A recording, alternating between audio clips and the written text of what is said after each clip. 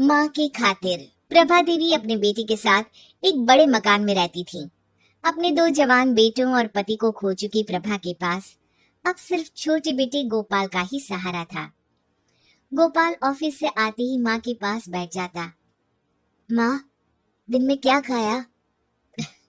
बेटा, पराठा सब्जी खाई थी, माँ ने बताया।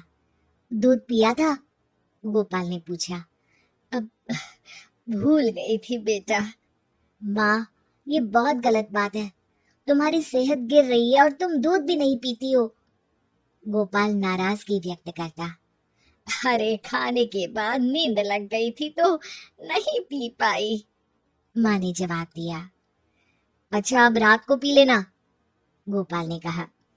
अब उसकी तो मैंने खीर बना दी। तुम्हें खीर बहुत अच्छी लगती है ना? माँ, तुम भी ना बहुत लापरवाही करती हो। च्यवनप्राश खाई थी? अरे, कल च्यवनप्राश खत्म हो गया था ना, इसलिए नहीं खा पाई बेटा। और तुमने कहा भी नहीं। अब कल लेते आना बेटा। ठीक है, कल लेता आऊंगा।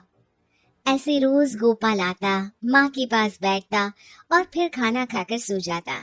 सवेरे ऑफिस चला जाता। घर का सारा काम नौकरानी कर देती। एक दिन माँ प्रभा देवी ने कहा, बेटा, अब मेरे लिए बहू ला देना।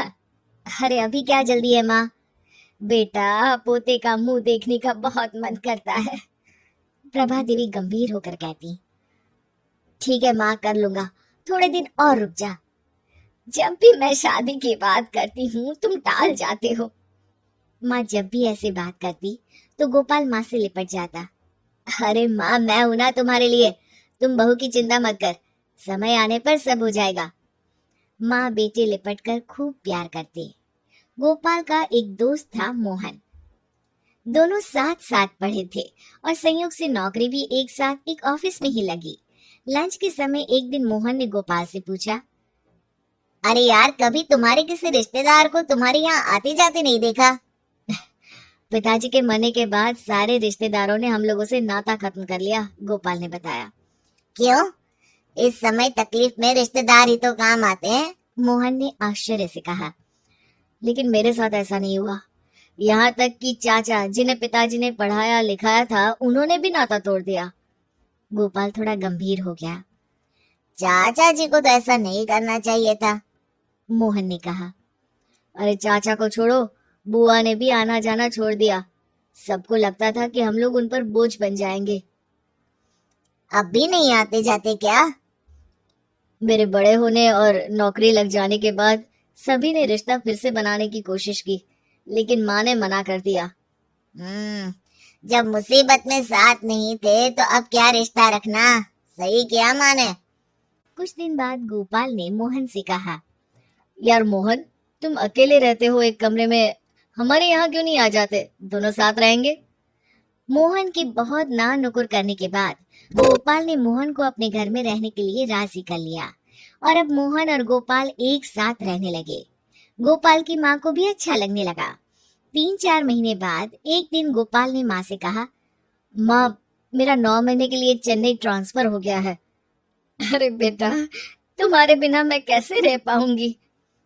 माँ, मोहन है और नौकरानी भी तो है, तुम्हें कोई तकलीफ नहीं होगी, फिर 10 महीने की ही तो बात है। बेटा, ट्रांसफर रुक नहीं सकता क्या? माँ ने रोते हुए पूछा। नहीं माँ जी, वहाँ गोपाल के अलावा कोई नहीं जा सकता, क्योंकि वो काम सिर्फ गोपाल ही कर सकता है, मोहन ने माँ को बताया। ये सुनकर माँ रोने लगी थी। फिर एक दिन गोपाल चेन्नई चला गया। मोहन माँ का बहुत ख्याल रखता। नौकरानी दोनों समय आकर खाना बना दिया करती थी और मोहन माँ की हर जरूरत का ध्यान रखता। 1 महीना हो गया, गोपाल की कोई खबर नहीं आई तो माँ ने कहा, मोहन बेटे, गोपाल से बात तो करा दे। जी माँ जी। मोहन ने माँ को फोन दे दिया। कैसे हो बेटा?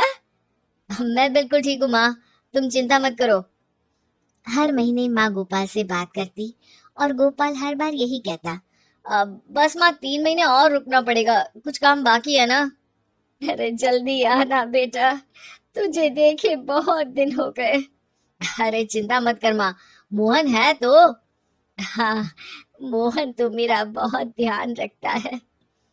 इसी बीच 4-5 दिनों के लिए मोहन भी चेन्नई गया था और लौट कर आया तो माँ को यही बताया था कि गोपाल बिल्कुल ठीक है, चिंता की कोई बात नहीं है। मोहन हमेशा माँ से गोपाल की बात कराता रहता, लेकिन आया नहीं। एक बार माँ बहुत बीमार पड़ी, फिर भी गोपाल नहीं आया। माँ की हालत खराब होती जा रही थी। आस पड़ोस के लोग तरह तरह की बातें करते। और ऐसा बेटा भी क्या जो माँ की बीमारी में भी नहीं आए? चेन्नई बहुत दूर है, आने में समय लगता है। फिर सरकारी नौकरी में छुट्टी इतनी जल्दी कहाँ मिलती है? कुछ दिन बीते, माँ की हालत बहुत खराब हो गई और फिर वो मर जाती है। हे भगवान, मोहन कैसा बेटा है गोपाल जो माँ की मौत में भी नहीं आया।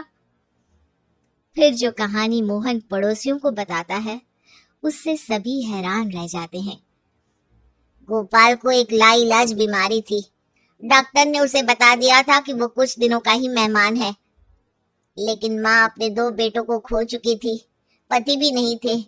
अगर गोपाल की ये खबर लगती तो वो जितना जीना था वो भी नहीं जी पाती। और गोपाल ये बिल्कुल नहीं चाहता था कि उसकी माँ उसकी भी मौत देखे और बेमौत मर जाए। हैं?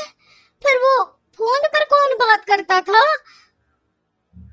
वो रिकॉर्डेड आवाज मुझे दे गया था, जो मैं माँ को सुना देता था। गोपाल की इच्छा अनुसार सारी संपत्ति मोहन ने अनाथालय को दे दी।